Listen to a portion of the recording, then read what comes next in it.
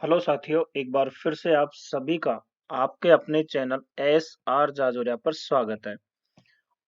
और हमारी सीरीज चल रही है पार्ट्स ऑफ स्पीच की, जिसमें आज का हमारा टॉपिक है पजेसिव केस ऑफ नाउन। देखिए, बहुत इंपॉर्टेंट टॉपिक है।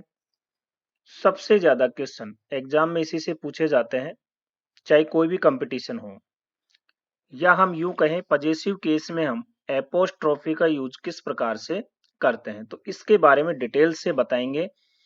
बहुत ही सिंपल कॉन्सेप्ट है, केवल आप इस वीडियो को ध्यान से देखें और लास्ट तक देखें। और यदि आप इस चैनल पे नए हैं तो इसे सब्सक्राइब जरूर कर लें। पजेसिव या जिसे हम कहें जेनेटिव केस यानी संबंध कारक, एक नाउन का दूसरे नाउन के साथ संबंध या रिलेशन स्थापित करने के लिए पजेसिव केस का यूज किया जाता है। एक नाउन का दूसरे नाउन के साथ क्या रिलेशन है, क्या संबंध है, इसको स्थापित करने के लिए हम पजेसिव केस का यूज करते हैं। और इससे पहले मैंने केस के बारे में एक वीडियो अपलोड किया है, उसमें सभी के बारे में डिटेल से बताया है, तो वो भी आप देख ले ताकि सभी कंफ्यूजन आपके दूर हो जाए। पजेसिव नाउन के अंत में इस तरह से एक चिन्ह होता है जिसको हम एपोस्ट्रोफी कहते हैं। ये या फिर इसके साथ एस लगाया जाता है, जिसका अर्थ होता है का, के, की। मतलब ये रिलेशन को बताता है। लिविंग नाउन के साथ जो सजीव है, उन नाउन के साथ एपोस्ट्रोफी का यूज किया जाता है। नॉन लिविंग के साथ एपोस्ट्रोफी का यूज नहीं किया जाता।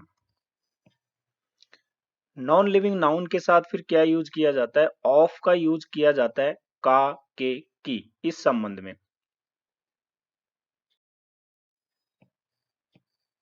लिविंग यानी सजीव। लिविंग जब सिंगुलर नाउन हो तो इसको पजेसिव केस का रूप देने के लिए हम एपोस्ट्रोफी और एस का यूज करते हैं। पहला कॉन्सेप्ट यही है। जैसे रवि की किताब, अब रवि क्या है? यहाँ लिविंग है और सिंगुलर है, नाउन है ना, किसी व्यक्ति का नाम है, तो सिंगुलर नाउन हो गए। तो आप क्या लिखोगे? रवीज बुक। रवि लिख करके एपोस्ट्रोफी लगाओगे, फिर एस लगा करके क्या है? किताब, बुक लिख दोगे, तो रवीज बुक। देखिए कितना सिंपल है, बन गया पजेसिव केस। मेरे मित्र का नाम, माई फ्रेंड्स नेम। रवीना की बहनें, रवीना क्या है? किसी लड़की का नाम है, लिविंग है, सिंगुलर है, तो रवीना। एपोस्ट्रोफी लगा करके एस लिख दो, फिर क्या है? बहनें, एक से ज्यादा है तो सिस्टर्स, तो रवीनाज सिस्टर्स। दूसरा कॉन्सेप्ट क्या है? यानी लिविंग सजीव हो, लेकिन नाउन जब हमारी प्लूरल हो, यानी लिविंग प्लूरल नाउन हो, तो इसको पजेसिव केस का रूप देने के लिए एपोस्ट्रोफी का यूज किया जाता है। जैसे लड़कियों की स्कूल, अब लड़कियां, एक से ज्यादा लड़की की बात है, तो लिविंग तो है लेकिन कैसी है? प्लूरल है, यानी बहुवचन है, तो आप लिखोगे गर्ल्स और फिर स्कूल। तो गर्ल्स यानी एस इसमें पहले से ही आ रहा है, तो हमें केवल ये एपोस्ट्रोफी लगाना है, या एस अलग से नहीं लगाना। तो लड़कियों, इसको लिए आप सामान्य बोलते हो गर्ल्स, तो फिर केवल आपको एपोस्ट्रोफी लगाना है प्लूरल केस में। जैसे गायों का दूध, एक से ज्यादा गाय की बात हो रही है, लिविंग है, तो आप लिख दोगे काउज मिल्क। तो काउज तो पहले से ही है, केवल एपोस्ट्रोफी लगाना है। लेकिन यदि प्लूरल नाउन के लास्ट में एस नहीं हो, ऐसे भी तो नाउन हो सकते हैं जो बिना एस के भी प्लूरल बनते हैं। जैसे बच्चों का स्कूल, तो एक बच्चे को हम चाइल्ड बोलते हैं, एक से ज्यादा को चिल्ड्रन बोलते हैं, तो यहाँ एस तो नहीं आ रहा है ना, तो इस केस में क्या करोगे? आप एपोस्ट्रोफी भी लगाओगे और फिर एस भी लगाओगे, तो बच्चों का स्कूल यानी चिल्ड्रंस स्कूल। क्लियर है? क्योंकि यहाँ एस नहीं है और ये ऑलरेडी चिल्ड्रन अपने आप में प्लूरल है बिना एस के भी, तो फिर आप एपोस्ट्रोफी भी लगाओगे और एस भी लगाओगे। ऐसे ही महिलाओं की कॉलेज, अब यहाँ पे WOMEN है, वीमन, यानी ये अपने आप में एक प्लूरल है। अगर ये सिंगुलर होता तो हम लिखते WOMAN, वुमन यानी एक महिला, लेकिन वीमन ई आया है, एक से अधिक महिला, अपने आप में प्लूरल है, तो फिर जब हम इसका पजेसिव केस बनाते हैं तो एपोस्ट्रोफी लगा करके एस लगा दोगे, फिर लिख दो कॉलेज, तो विमेंस कॉलेज। तो दोनों कॉन्सेप्ट क्लियर हो गए, लिविंग जब सिंगुलर हो और लिविंग जब प्लूरल हो। और प्लूरल में भी जब एस दिया हुआ हो तो क्या करना है, केवल एपोस्ट्रोफी लगाना है, और एस नहीं दिया हुआ हो तो फिर आपको एपोस्ट्रोफी भी लगाना और एस भी लगाना है। नेक्स्ट है नॉन लिविंग, निर्जीव। नाउन को पजेसिव केस का रूप देने के लिए हम एपोस्ट्रोफी का यूज नहीं करते, यहाँ ऑफ का यूज किया जाता है। ध्यान रखना, नॉन लिविंग नाउन के लिए जो निर्जीव है, जैसे मकान का दरवाजा, तो मकान क्या है, एक नॉन लिविंग है, तो आप लिखोगे the door of the house, तो ये नॉन लिविंग है। और इसमें एक ध्यान और रखें, जिस नाउन के बाद ऑफ आता है तो उस नाउन के पहले हम दी का भी यूज करते हैं सामान्यतः, तो डोर से पहले हमने दी का यूज किया। मकान के दरवाजे, अब आप क्या बनाओगे, the doors of the house.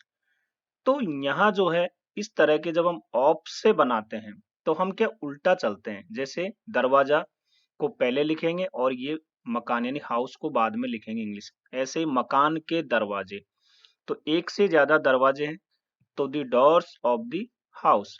तो यहाँ देखिए ऑफ यहाँ आया, उससे पहले ये हमारी नाउन है, तो इसके पहले हम दी का यूज करते हैं। इस मकान का दरवाजा, the door of this house. जैसे जयपुर की सुंदरता, आप क्या लिखोगे, द ब्यूटी ऑफ जयपुर। तो देखिए बहुत ही सिंपल है, आप इधर से चलिए इस तरह के सेंटेंस में उल्टा, और जो हमारे नाउन जिसके साथ ऑफ आता है उससे पहले हमें दी का यूज करना है, ये आपको विशेष ध्यान भी रखना है। तो बहुत सिंपल कॉन्सेप्ट है, नॉन लिविंग के साथ हम ऑफ लगा करके पजेसिव केस बनाते हैं। यहाँ ध्यान रखिएगा कि लिविंग जो सजीव है ना, नाउन को पजेसिव केस का रूप देने के लिए हम एपोस्ट्रोफी का यूज भी कर सकते हैं और ऑफ का भी यूज कर सकते हैं। लिविंग के साथ हम दोनों का यूज कर सकते हैं, एपोस्ट्रोफी और ऑफ का, लेकिन नॉन लिविंग के साथ हम ऑफ का ही यूज करते हैं। जैसे राज की किताब, राज किसी लड़के का नाम है, तो यदि आप एपोस्ट्रोफी लगा के बनाओगे तो राज बुक हो गया, ऑफ लगा के बनाओगे तो the book of Raj. Clear है, दोनों तरह से आप बना सकते हो क्योंकि लिविंग है इसलिए। अब यहाँ पे समरी देख लीजिए, आपको और भी क्लियर हो जाएगा। यह रवि की किताब है और ये रवि की किताबें हैं, तो ये सिंगुलर है और ये प्लूरल है, तो दिस इज रविज बुक। अब इसको आप ऑफ से भी लिख सकते हो क्योंकि रवि क्या है यहाँ पे, लिविंग है, तो this is the book of Ravi. या ये रवि की किताबें हैं, तो दीज आर रविज बुक्स। या आप इसको यूं भी लिख सकते हैं, these are the books of Ravi. तो यहाँ जो नाउन है ना, ये ऑफ के पहले जो नाउन है इसके अनुसार यहाँ वर्ब का यूज किया जाता है, तो ये प्लूरल है तो यहाँ वर्ब भी प्लूरल यूज की गई। ये इस किताब के पन्ने हैं, तो these are the pages of this book. तो पेजेस यानी प्लूरल है तो इससे पहले हमने आर का यूज किया। तो मैंने आपको एक समरी भी बता दी कि किसी प्रकार का कोई कंफ्यूजन ना हो, जब लिविंग हो चाहे सिंगुलर हो या प्लूरल तो आप उसमें एपोस्ट्रोफी का यूज करके और ऑफ का यूज करके बना सकते हो लिविंग में, और नॉन लिविंग में केवल ऑफ का यूज करके हम पजेसिव केस बनाते हैं। अब कुछ और बातें इससे संबंधित जो आपको ध्यान रखनी है, बहुत इंपॉर्टेंट बातें हैं जहां प्रश्न भी पूछे जाते हैं, कंफ्यूजन भी रहता है। टाइम यानी समय के लिए, वेट वजन या भार को शो करने वाले, या स्पेस जिसमें हम कहें length, width, breadth, point, edge के साथ भी एपोस्ट्रोफी का यूज किया जाता है।